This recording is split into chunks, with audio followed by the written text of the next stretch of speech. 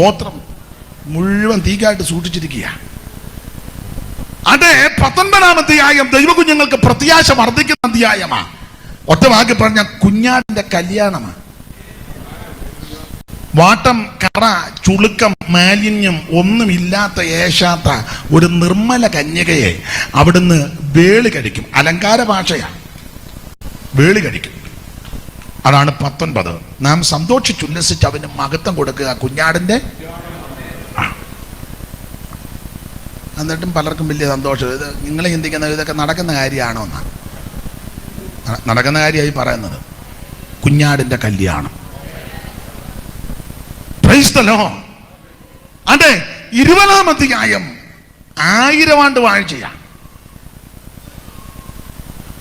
സാധാരണ പിടിച്ചു കെട്ടി 1000 ആണ്ടത്തേക്ക് ചങ്ങലയിട്ട് ബന്ധിക്കുക. അതിനുശേഷം ഇവിടെ ഒരു 1000 കൊല്ലം ഭരണം. 1000 കൊല്ലം. അന്നേരം കുഞ്ഞാടും ചെന്നായും പുള്ളിപ്പുലിയും എല്ലാം കൂടെ ഒന്നിക്കും. സ്തോത്രം. സർപ്പത്തിന്റെ ബുദ്ധിക്കൊണ്ട് കൊച്ചൻ കൈയിടും. സർപ്പം ഒരു ദോഷവും ചെയ്യത്തില്ല. സ്തോത്രം, സ്തോത്രം.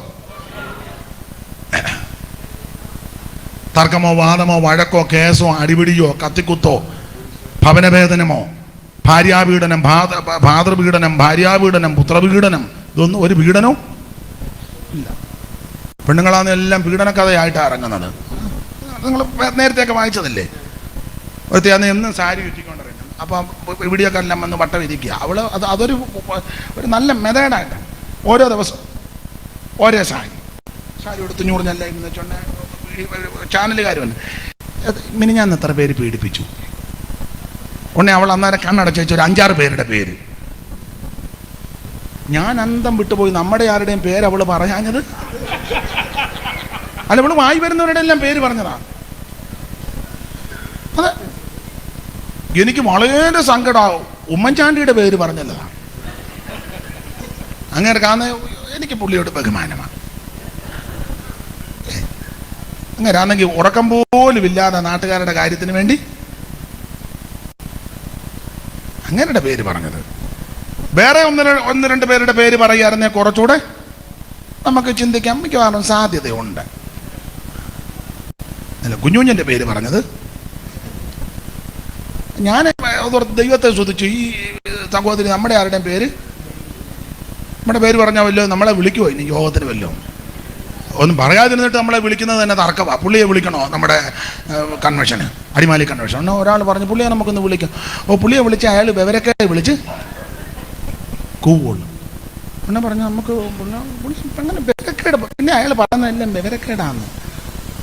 ഉടനെ എഴുത്തം പറഞ്ഞു പുള്ളി വരുന്നെന്ന് ഞാൻ സ്റ്റേജിൽ കാണുകയല്ല, എന്നെ വിളിച്ച് സ്റ്റേജിൽ ഇരുത്തുകയും ചെയ്യരുത്. പറഞ്ഞു കാണും കമ്മിറ്റി കൂടുമ്പോൾ ചിലപ്പോൾ വള്ള അതിനെ പറഞ്ഞുവന്ന് ഞാനിപ്പോ പൊതുവിൽ സ്തോത്രം എന്തെല്ലാം ഒപ്പിച്ചേനായിരിക്കും സ്തോത്രം. ഉടനെ അതിൽ ഒരാൾ പറഞ്ഞു പുള്ളിയുടെ കാര്യം ഞാൻ ഏറ്റു. പുള്ളി അഥവാ എന്തെങ്കിലും പറഞ്ഞാൽ ഞാൻ ഏറ്റു. പണ്ടൊരു നല്ല പറഞ്ഞ പോലെ പള്ളത്ത് മദാമ വിട്ട കീഴ്ശ്വാസം ഞാൻ ഏറ്റെടുത്തെന്ന് പറഞ്ഞ പോലെ ഒരാളങ്ങ് ഏറ്റെടുത്തു. അങ്ങനെ ദൈവകൃപയെ ശരണപ്പെട്ട് ഇവിടെ വന്നു. നമ്മളെ പറ്റിയൊക്കെ അങ്ങനെ പറയും. അപ്പൊ ഈ സ്ത്രീ ദൂഷണനാമങ്ങൾ നിറഞ്ഞൊരു മൃഗത്തിന്റെ പുറത്തിരിക്കുക. 17-ാം അധ്യായം, 18-ാം അധ്യായം വാണിജ്യ ബാബിലോണിന്റെ അധഃപതനം, 19-ാം അധ്യായം കുഞ്ഞാടിന്റെ കല്യാണം. എന്തുവാ ചെയ്യുന്നു? അത് ചിന്തിച്ചോണ്ടിരിക്കുകയാണോ? അതൊക്കെ വിട്ടുകളാ. സ്തോത്രം. 20-ാം അധ്യായം 1000 ആണ്ട് വാഴ്ച. ഈ ഭൂമിയിൽ 1000 വർഷം വാഴും. 1000 വർഷം ദൈവമക്കളോട് ചേർന്ന് ഭരിക്കുന്നത് കൊണ്ട് 5 വർഷത്തെ ഭരണത്തിൽ നമ്മൾ ആരും അങ്ങനെ ഇലക്ഷന് പോയി നിൽക്കാത്തത്. കാരണം നമ്മൾ 1000 വർഷം ഭരിക്കും. ഈ 5 വർഷം നിൽക്കുന്നവരോട് എന്ത് മനോവേദനയാണെന്നറിയാം അവർക്ക്. സ്തോത്രം. എന്നാൽ 1000 വർഷം ദൈവമക്കൾ ഇവിടെ ഭരിക്കും. സ്തോത്രം. ആ ഭരണത്തെ പറ്റി മോശവത്സന ശാസ്ത്രികൾ എഴുതിയ ഒരു പാട്ടിന്റെ വരിയുണ്ട്. അത് പാടി അങ്ങ് വിടാൻ പറയാൻ നേരമില്ലാത്തതുകൊണ്ട് പറയാനൊക്കാത്തെല്ലാം പാട്ട് കൂടെ വിടുകയുള്ളൂ. വളുകുന്തങ്ങൾക്കില്ലാവജം കോഴുകളാക്കി ചാലുപോകാനാകുമായവ വാളുകുന്തങ്ങൾ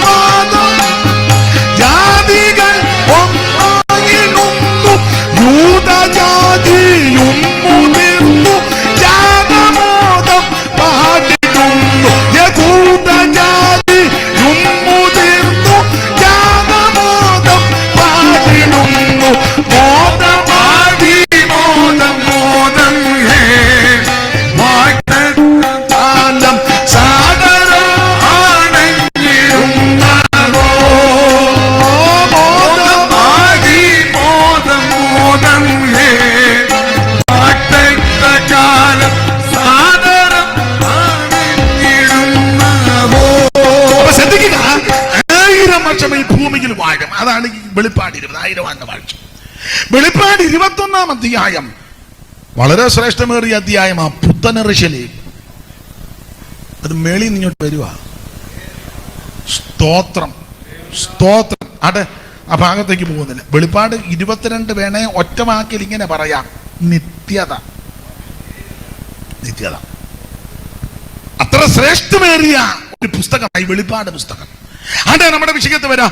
നമ്മൾ ഇന്ന് രാത്രി 3-ാം അധ്യായത്തിന്റെ 5ഉം 6ഉം വാക്യമാ വായിച്ചത്. ഈ വെളിപ്പാട് പുസ്തകം 2-3 അധ്യായം പഠിക്കുമ്പോൾ ഓർപ്പിച്ചല്ലോ, നിങ്ങൾക്കറിയാം 7 സഭയ്ക്കുള്ള ദൂത. ഓരോ സഭയോടും കർത്താവ് ദൂത് പറയുമ്പോൾ ആ ദൂത് പറയുമ്പോൾ അതിന് പൊതുവായ ചില തത്വങ്ങളുണ്ട്. ദൂത് പറയുമ്പോൾ പൊതുവായ ചില തത്വം അത് അത്യാവശ്യമാണ്. അതിലൊന്ന്, 7 സഭയോടും ദൂത് പറയുമ്പോൾ ആദ്യം കർത്താവ് തന്നെ സഭയ്ക്കൊന്ന് പരിചയപ്പെടുത്തും. ഒരു വാക്കിലൊന്ന്, അത് തെറ്റില്ല, ഒരു വാക്കിലൊന്ന് കണ്ടമാനമാകരുതെന്നേ ഉള്ളൂ, ഒരു വാക്കിൽ. ഇന്ന് ഇവിടെ ശുശ്രൂഷിക്കുന്നത് പ്രിയ വാത്സല്യ ചാക്കോച്ചാന മതി. കണ്ടമാനം ചാക്കോച്ചാനെ, താവിന്റെ വലിയൊരു ദാസൻ ചാക്കോച്ചായൻ. ചായൻ സ്വദേശത്തും വിദേശത്തും, കേരളത്തിന് വെളിയിലും, ഇന്ത്യക്ക് വെളിയിലും, ലോകത്തിന് വെളിയിലും എല്ലാം ശക്തമായി പ്രയോജനം. അപ്പൊ ചാക്കോ അന്തം പെടുക, ഞാൻ ലോകത്തിന് വെളിയിൽ. ഒരു വാക്കിൽ എന്ന് പറയുന്നത് തെറ്റില്ലെന്നാ എൻ്റെ ഒരു അഭിപ്രായം. കർത്താവ് അങ്ങനെയാണല്ലോ പറഞ്ഞത്. ബർയോന ശിമോനെ പേര് പറഞ്ഞു. ഒരു വാക്കിലൊന്ന് ഇത് ചില ആരാ വന്നതും പോയതെന്ന് ആരെന്ന് നമുക്കൊരു പിടുത്തവും കിട്ടുന്നില്ല. അവർക്ക് കുറച്ച് പേർക്ക് അറിയാം ഇന്നയാളാ വന്നത്, ഇന്നയാളാ പോയെന്ന്. സ്തോത്രം. നമ്മളെല്ലാം ഇങ്ങനെ എല്ലാം ഒരുപോലെ ഇരിക്കുന്നതുകൊണ്ടല്ല ഇതാ ഇപ്പൊ അത്രേ പറയുന്നുള്ളൂ. അപ്പോൾ കർത്താവ് സഭയ്ക്ക് തന്നെ ഒന്ന് പരിചയപ്പെടുത്തും. അത് പൊതുവായ തത്വമാണ്. ഒന്ന്, പരിചയപ്പെടുത്തും. 2, അഭിനന്ദിക്കാൻ വല്ലതും ഉണ്ടെങ്കിൽ കർത്താവ് അഭിനന്ദിക്കും. 3, ആക്ഷേപങ്ങൾ വല്ലതും ഉന്നയിക്കാനുണ്ടെങ്കിൽ സൂക്ഷ്മം ആക്ഷേപിക്കും.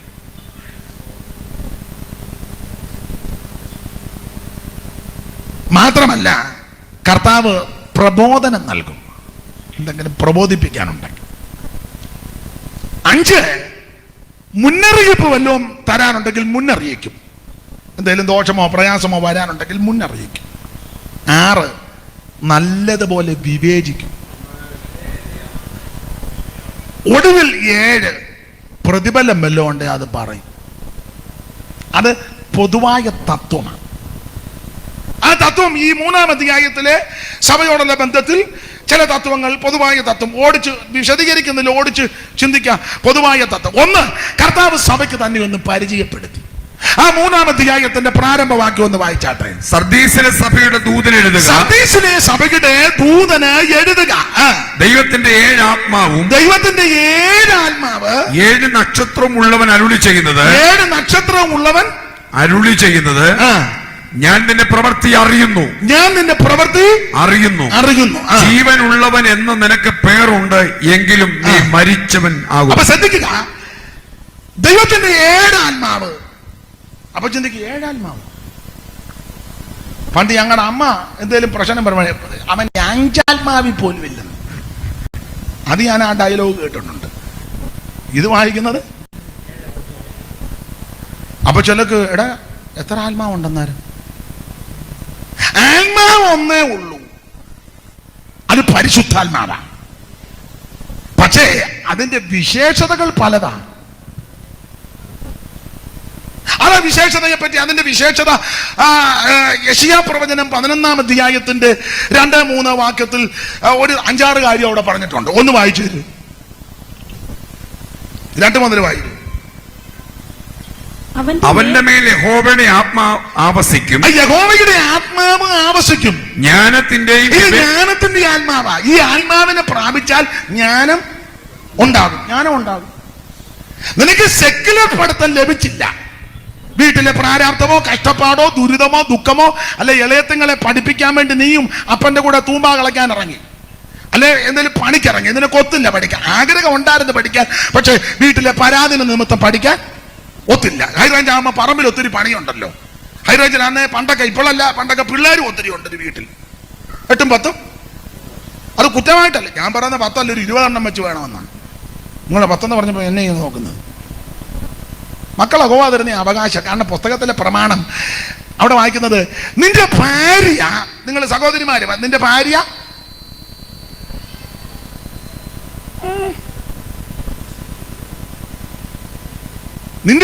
നിന്റെ വീട്ടിനകത്ത്, ഉറക്കെ പറ,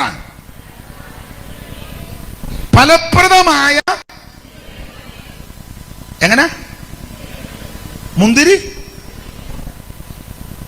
ഒരു സഹോദരി എഴുന്നേറ്റ് നിന്ന് ഉറക്കെ പറ, ഒരാൾ മതി, എല്ലാവരുടെ കടന്നും.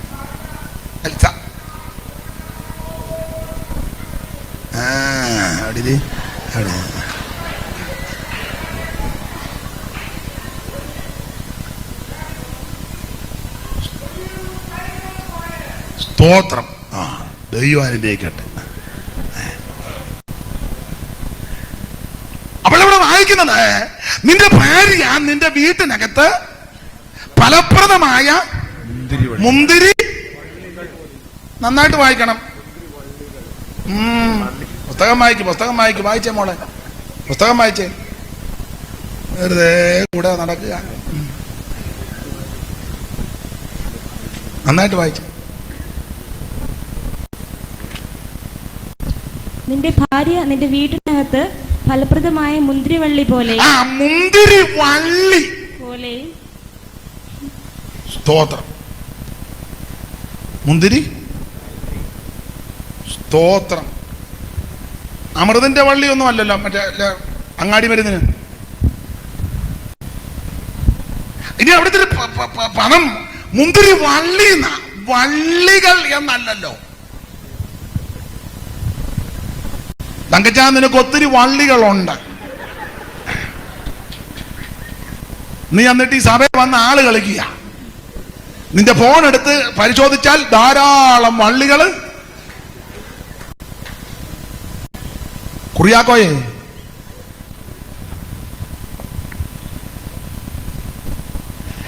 പിന്നെ വിളിക്കാം, അവള് വരുന്നുണ്ട്.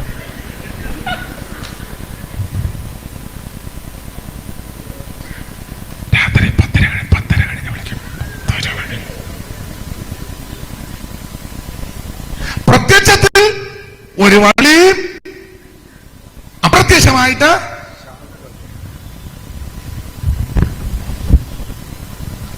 കർക്കശമായി പ്രമാണത്തിൽ നിന്നോണം. ഏക ഭാര്യയുടെ ഭർത്താവ്. ആവശ്യമില്ലാത്ത കോൾ അഥവാ വന്നാൽ പറയണത്, ഞാൻ സൂസൻ മെഡലിട്ട് കൊടുത്തേക്കാം. ഞങ്ങള് നമ്മുടെ മല്ലപ്പള്ളി പാപ്പച്ചാന്റെ വീട്ടിൽ ഇരിക്കുമ്പം ഒരു കോള് വന്ന്, ഒരു സഹോദരിയാണ് വിളിച്ച. പാപ്പച്ചാൻ ഞാനും അടുത്തിരിക്കുക. അവിടുന്ന് ചോദിച്ചു, മോളി ഉണ്ടോ എന്ന്. ഉണ്ട് പാപ്പച്ചൻ, ഇല്ല കുഞ്ഞുങ്ങളുണ്ട്, കൊടുത്തേക്കാന്ന്. കുഞ്ഞുമോള് പുള്ളിയുടെ ഭാര്യ. കോള് വന്നതാ, മോളി ഉണ്ടോ എന്ന്. പാപ്പച്ചാൻ പറഞ്ഞു, ഇല്ല മോളി ഇല്ല, കുഞ്ഞുങ്ങളുണ്ട്, വേണേ കൊടുത്തേക്കാം. നാട്ടെ കുഞ്ഞുങ്ങളെ ആരാട്ട് വിളിക്കുന്നുണ്ട്. മനസ്സിലായി കാണും. വള്ളി. നിന്റെ ഭാര്യ നിന്റെ വീട്ടിനകത്ത്. അപ്പൊ ഇനി നിന്നോടൊരു കാര്യം പറയാം, വീട്ടിനകത്തായിരിക്കണം, നീ അപ്പുറത്തെ വീട്ടിലാകരുത്. നിന്റെ വീട്ടിൽ എന്തെല്ലാം ജോലിയുണ്ട് ഇല്ലേ? എന്തും വേണ്ട ജോലിയുണ്ട്. കഴിച്ച പാത്രം നീ കഴുകില്ല, അന്നേരം നീ അത് ഇട്ടേച്ചപ്പറ നുണ പറയാൻ പോയത്.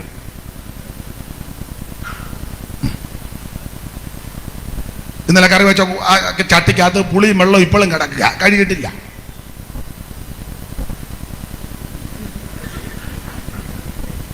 എന്തും വേണ്ട ജോലിയുണ്ട്.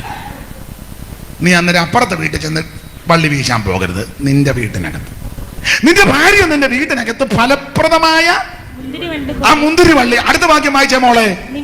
നിന്റെ മക്കൾ മേശയ്ക്ക് ചുറ്റും. ആ പോയിന്റ് വരാനാ ഞാൻ പറഞ്ഞ, മക്കൾ ധാരാളം നല്ലതാണ്. ഇപ്പം തിരിച്ചു പറയേണ്ട ഗതികേടാ. നിങ്ങൾ തിരിച്ചു പറഞ്ഞു. സ്തോത്രം. മക്കൾ യഹോവ തരുന്ന അവകാശമാണ്. ഉദരബലം ദൈവം തരുന്ന പ്രതിഫലമാണ്. അപ്പൊ ഞാനതാ പറഞ്ഞ ഹൈറേഞ്ചിലൊക്കെ പിള്ളേര് ധാരാളമുള്ള കാലമാണ്, പണ്ട് കാലം. അപ്പം വസ്തുവുണ്ട്, നന്നായിട്ട് അധ്വാനിക്കണം. അപ്പോൾ ചിലപ്പോൾ ഇളയത്തുങ്ങളെ പഠിപ്പിക്കാൻ, കുടുംബം സന്ധിക്കാൻ മൂത്ത ചേട്ടന്മാർക്കൊന്നും ചിലപ്പോൾ പഠിക്കാൻ ഒത്തൊന്നു വന്നില്ല. അപ്പൻ്റെ കൂടെ പണിക്ക് ഏലക്കാട്ടി പോകാനോ തേയിലത്തോട്ടത്തിൽ പണിയെടുക്കാനോ ഇല്ലേ അവരൻ്റെ പറമ്പിൽ പണിക്ക് പോയാൽ 10 രൂപ കിട്ടിയാൽ അത്രയും ആച്ചല്ലേ. അങ്ങനെയൊക്കെ ചെയ്ത പിതാക്കന്മാർ ചിലപ്പോൾ ഇതിനകത്ത് കാണും. നിനക്ക് വിദ്യാഭ്യാസം വേണ്ടതുപോലെ ലഭിച്ചില്ല, പക്ഷെ നീ ഭാരപ്പെടണ്ട. ദൈവത്തിന്റെ പരിശുദ്ധാത്മാവിനെ പ്രാപിച്ചാൽ നിനക്ക് ജ്ഞാനത്താൽ ദൈവം നിന്നെ നിറയ്ക്കും. ഈ ആത്മാവിൻ പ്രത്യേകത ജ്ഞാനത്തിന്റെ ആത്മാവാ. സെക്യുലർ പഠിത്തം നിനക്ക് ലഭിച്ചില്ലെങ്കിലും നീ ദൈവസന്നിധിയിൽ ഇരുന്ന് പ്രാർത്ഥിച്ച് പരിശുദ്ധാത്മാവിൽ നിറഞ്ഞ് ഈ വചനം ധ്യാനിച്ചാൽ അവൻ ലോകത്തിന് കിട്ടാത്ത ജ്ഞാനം ദൈവം നിനക്ക് തരും. Amen. Praise the lord. Praise the Lord.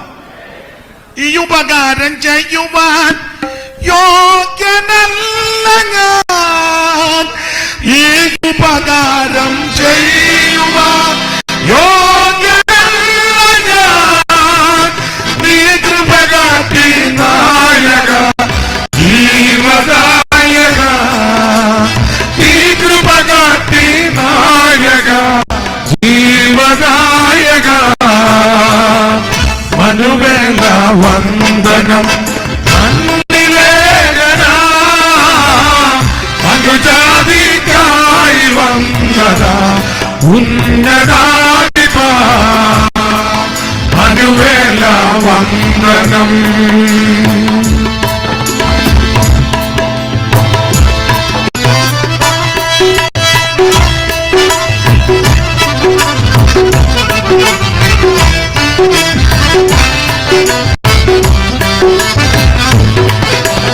ഉപ്പയിൽ നിന്നും ഉയർത്തി നീ ശ്രേഷ്ഠരാമര, ഉപ്പയിൽ നിന്നും ഉയർത്തി നീ ശ്രേഷ്ഠരാമര, ഒപ്പമിരുത്തിയതന്നയ അത്ഭുതം പരാ, ഒപ്പമിരുത്തിയതന്നയ അത്ഭുതം പരാ.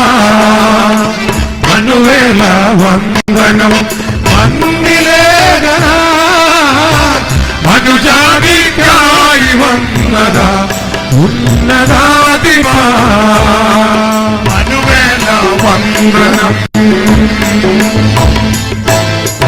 കരമുയർത്തി ദൈവത്തെ സ്തുതിക്കുക. ഏക ആത്മാവുള്ളവൻ പരിചയപ്പെടുത്തുക എന്ന് പറഞ്ഞാൽ നിന്നോട് ദൂരെ പറയുന്ന ഞാൻ ആരാന്ന് ചോദിച്ചാൽ അവൻ പരിജ്ഞാനമുള്ള ദൈവമാണ്. അല്ലാതെ പൊട്ടം ദൈവം ഒന്നും അല്ലെന്നായി പറഞ്ഞത്. നല്ല പരിജ്ഞാനം, അങ്ങനെ ആത്മാവിന്റെ പ്രത്യേകത. ജ്ഞാനത്തിന്റെ ആത്മാവ്, അതാ ജ്ഞാനത്തിന്റെ വിവേകത്തിന്റെ ആത്മാവ്. ജ്ഞാനമുണ്ട്. സ്തോത്രം. നല്ല ജ്ഞാനമാണ്. അതുകൊണ്ട് നിങ്ങളിൽ ജ്ഞാനം കുറവാകുന്നെങ്കിൽ ഫലസിക്കുമൊന്നും വേണ്ട. ഞാൻ ദൈവദാസന്മാരോടൊരു കാര്യം പറഞ്ഞു. ഞാൻ എൻ്റെ അനുഭവത്തിൽ ഞാൻ 10ാം ക്ലാസ് ഒന്നും ജയിച്ചതല്ല. എൻ്റെ മാർക്കൊന്നും ഞാൻ പറയത്തില്ലെന്ന് ഞാൻ തുടക്കത്തിലേ പറഞ്ഞല്ലോ.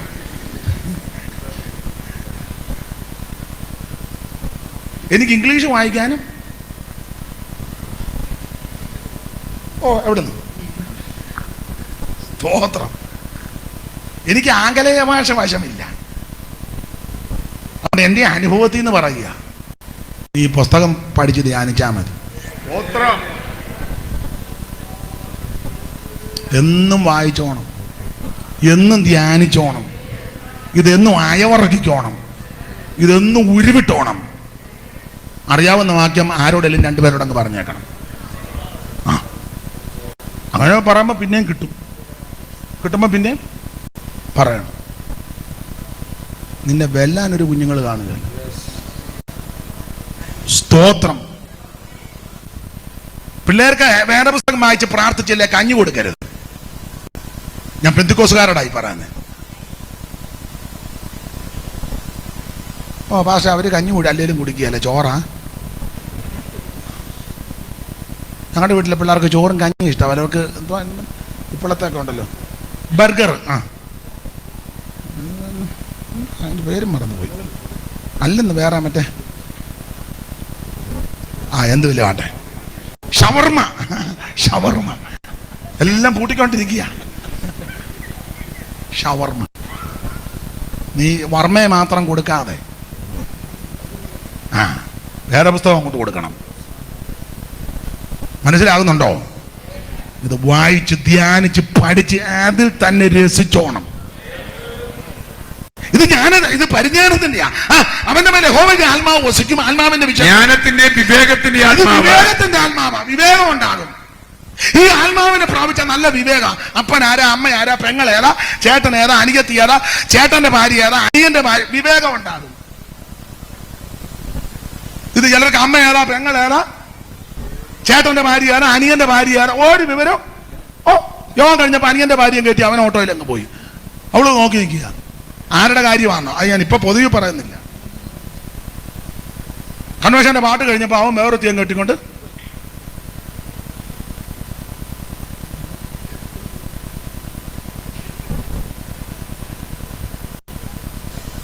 അവള് പറഞ്ഞു, നീ പെട്ടെന്ന് കയറിക്കുക, നമുക്ക് പോയേക്കാന്ന്.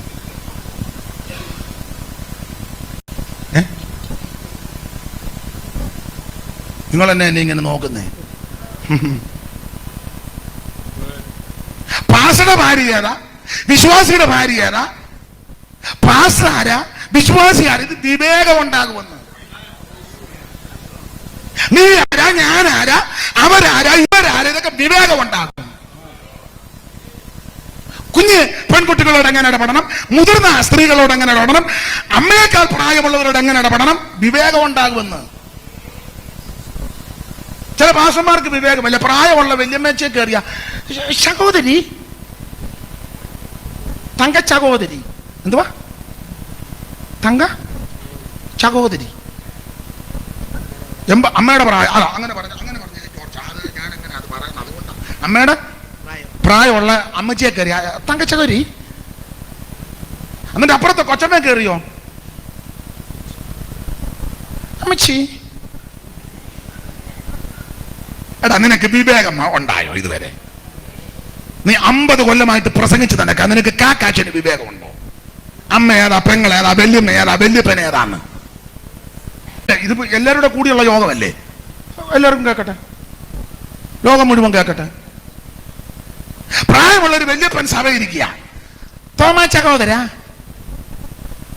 അതിന്റെ അപ്പുറത്തെ അപ്പനെ കയറിയോ, അവറാച്ചായൻ പ്രാർത്ഥിച്ചാട്ടെ, അവറാച്ചായൻ.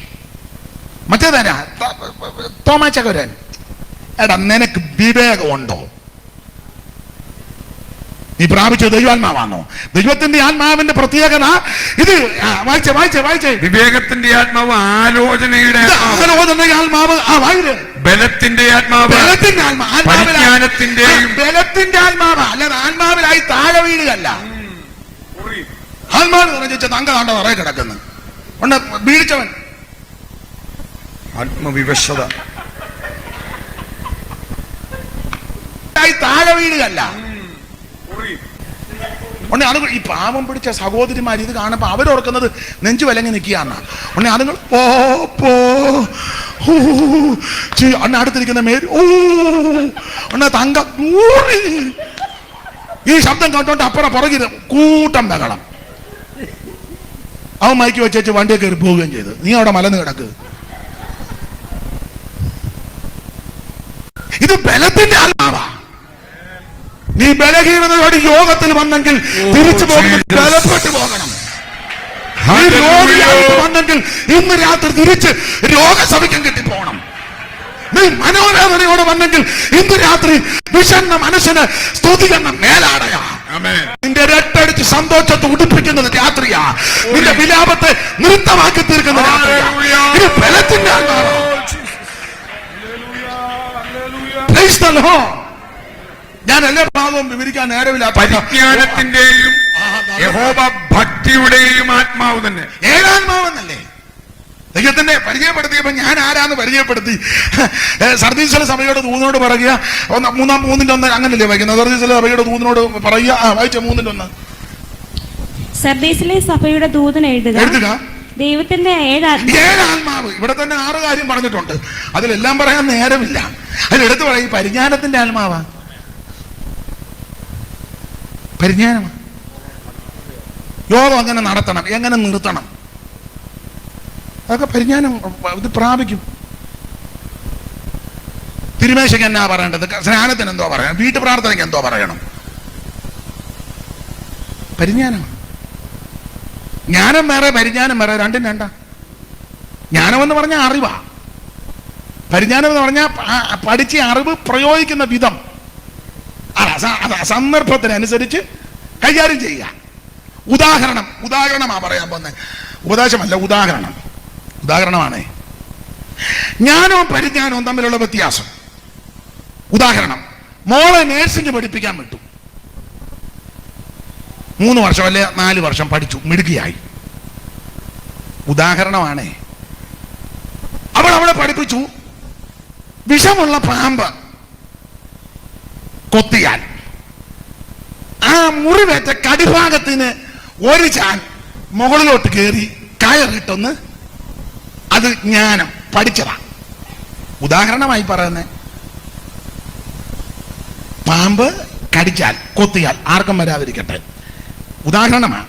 കൊത്തിയാൽ ആ കടിച്ച കടിഭാഗത്ത് മുറിവുള്ള ഭാഗത്തിന് ഒരു ചാൻ മുകളിലോട്ട് കയറി ഒരു കെട്ട് അടിയന്തരമായിട്ട് അടുത്തുള്ള ആശുപത്രിയിൽ എത്തിക്കുക. ഇത് ജ്ഞാനം. പരിജ്ഞാനത്തോടെ അത് ചെയ്യണം.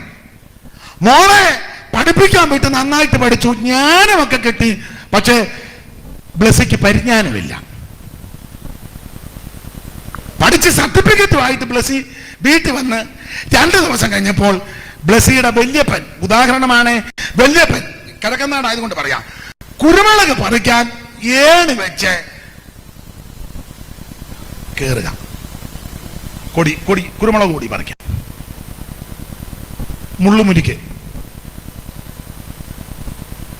മുരിക്കല്ലേ കൂടുതൽ. നിങ്ങൾ പിന്നെ ഉണ്ടായിരിക്കും, നിങ്ങളല്ല ലണ്ടനിൽ നിന്ന് വന്നാന്നോ? ഞാനോടത്ത് ഞാൻ പറഞ്ഞത് എത്തിയെന്ന്. അതാന്നോ ഒരിക്കോ. ഇവിടൊക്കെയാണ് ഇപ്പൊ പൂമരച്ച് വിടും, ഇവിടെ പൂമരച്ചുണ്ട്, പോണിച്ചല്ലേ ഇവിടൊക്കെ. എന്നാലും ഉണ്ട്, നല്ലതാ. മുരിക്കാ കൂടുതൽ. അപ്പൊ മുരിക്കല്ല, ഏണി, മുളയുടെ ഏണിയാ പണ്ട്. ഇപ്പോഴത്തൊക്കെ എങ്ങനെയാണെന്ന് അറിയാമല്ല, കല്ലമുള. അത് ചവിട്ടി അപ്പൻ കയറി. ഇവള് സർട്ടിഫിക്കറ്റ് അലമാരി ഇരിക്കുന്നു, ഇവള് തിണ്ണയിലിരുന്ന് പേപ്പർ വായിക്കും. ഇപ്പം കൊച്ചുങ്ങൾ അതിന്റെ മൊബൈലിൽ ഇടയ്ക്കിടയ്ക്ക് നോക്കുന്നുണ്ട് അപ്പം കയറുന്നത് വല്യപ്പൻ.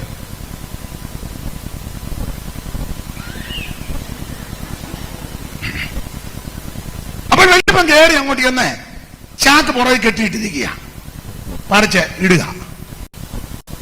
അങ്ങനെ ഉദാഹരണമാണ്.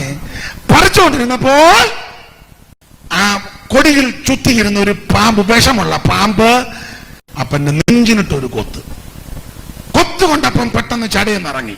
മോളെ എന്നെ പാമ്പ് കൊത്തി. അപ്പോൾ പഠിച്ച ജ്ഞാനം ഓർപ്പിച്ചു, മുറിവുള്ള ഭാഗത്ത് നിന്ന് ഒരു ചാൻ മുകളിലോട്ട് കെട്ടി ഒരു കെട്ട് നെഞ്ചത്താ കൊത്തിയത്.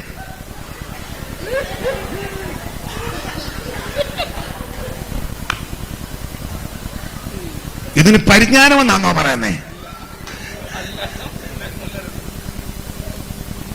ഇതിനാണോ പരിജ്ഞാനം? അതാ,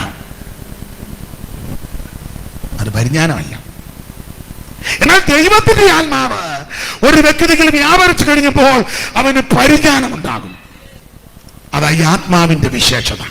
ഇങ്ങനെ പരിജ്ഞാനമുള്ള, ജ്ഞാനമുള്ള, ബലമുള്ള ഈ ആത്മാവിനെ പറ്റിയാണ് മൂന്ന് പറയുക, 7 ആത്മാവുള്ളവൻ സഭയ്ക്ക് ദൂത് പറയുക എന്ന് പറഞ്ഞാൽ ഞാൻ ഒറ്റ വാക്യം പറയാം, നിനക്ക് പരിജ്ഞാനമില്ലെങ്കിലും നിന്നെ വിളിച്ചതയോ പരിജ്ഞാനമുള്ളവനാണ്. നിനക്ക് ജ്ഞാനമില്ലെങ്കിലും നിന്റെ മേൽ പകർന്ന ആത്മാവ് ജ്ഞാനത്തിന്റെ ആത്മാവാ. നിനക്ക് വിവേകമില്ലെങ്കിലും നിന്റെ മേൽ പകർന്ന ആത്മാവ് വിവേകത്തിന്റെ ആത്മാവാ. ഈ ദൈവത്തിന്റെ പരിജ്ഞാനത്തിന്റെ ഒരു തെളിവ്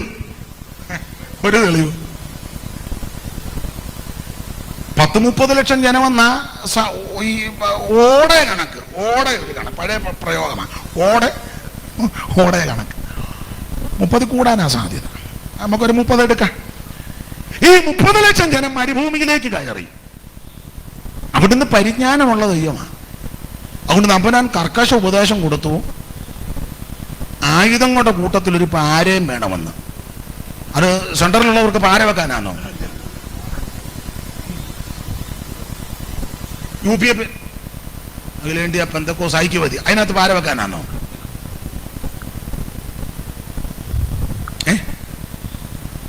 കൺവെൻഷൻ കഴിഞ്ഞ് 3-4 പേര് വെച്ച് കുറുക്കൊപ്പിക്കാനാണോ?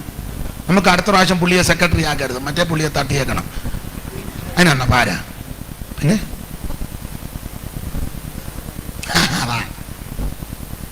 നിന്റെ ആയുധങ്ങളുടെ കൂട്ടത്തിൽ ഒരു പാര ഉണ്ടായിരിക്കണം. അതിന് പ്രമാണം കൊടുത്തു, ഭാഗ്യത്തിന് പോകുമ്പോൾ അതെടുത്തോണം. അവിടുത്തെ പരിജ്ഞാനം എത്ര ശ്രേഷ്ഠമാണ്. ഈ 30 ലക്ഷം ജനവും കൂടെ പാരയില്ലാതെ പോയി ആ ഏരിയയിൽ ആർക്കെങ്കിലും പോകാൻ പറ്റുമോ? അവിടുന്ന് പരിജ്ഞാനമുള്ള ദൈവമാണ്. ഞാൻ ഒരു ദൃഷ്ടാന്തം അങ്ങോട്ട് തന്നടാ. നിനക്ക് പരിജ്ഞാനമില്ലെങ്കിലും നിന്നെ വിളിച്ച ദൈവം പരിജ്ഞാനമുള്ളവനാണ്. സ്തോത്രം. ജ്ഞാനം, നീതി, വിശുദ്ധി വീണ്ടെടുപ്പുമായി, ജ്ഞാനം, നീതി, വിശുദ്ധി വീണ്ടെടുപ്പുമായി മാനുഷവേഷത്തിൽ ഭൂമിൽ വന്നു താൻ, മാനുഷവേഷത്തിൽ ഭൂമിൽ വന്നു താൻ. പരിജ്ഞാനദായകൻ പരലോകെ പോയവൻ, പരിജ്ഞാനദായകൻ പരലോകെ പോയവൻ. സിയോൻ കുമാരിയിൽ കാന്തൻ വേഗം വരുക, സിയോൻ കുമാരിയിൽ കാന്തൻ വേഗം വരുക.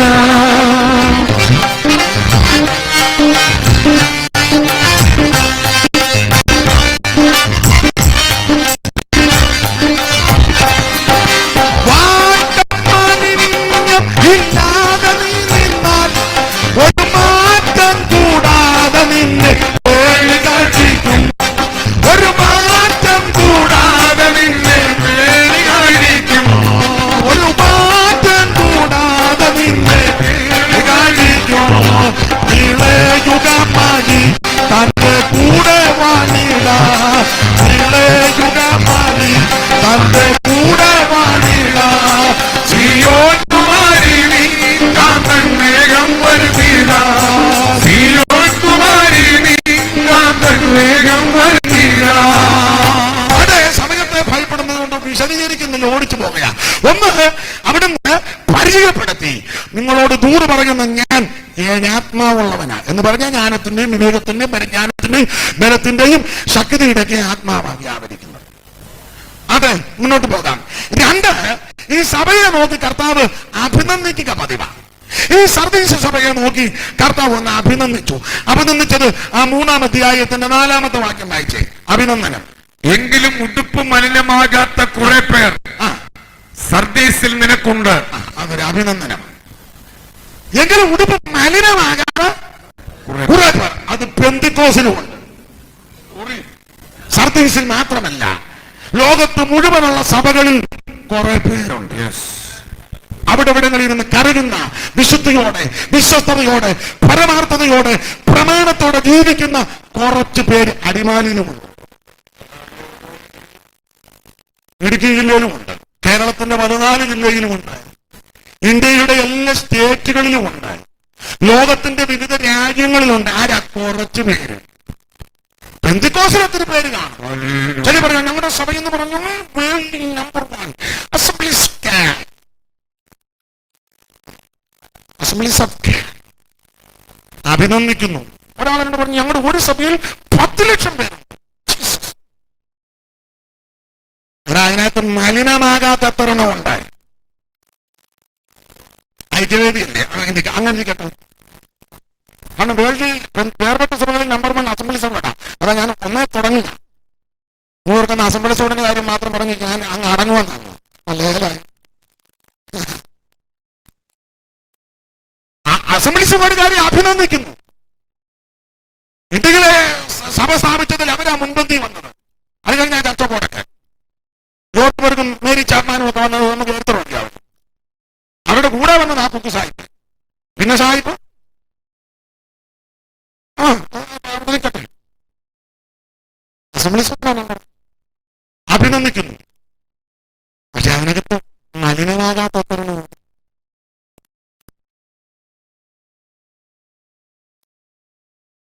അപ്പൊ അടുത്ത ഗ്രൂപ്പുകാർ ഞങ്ങളാണ്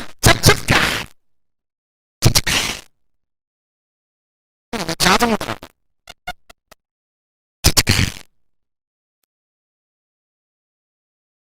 അവരെ അഭിനന്ദിക്കുന്നു, ചർച്ചത്തോടിനെ അഭിനന്ദിക്കുന്നു. കാരണം കേരളത്തിൽ ആ കാലത്ത് കുക്കുസാഹിബ് വന്ന് ഒത്തിരി കഷ്ടം സഹിച്ചു.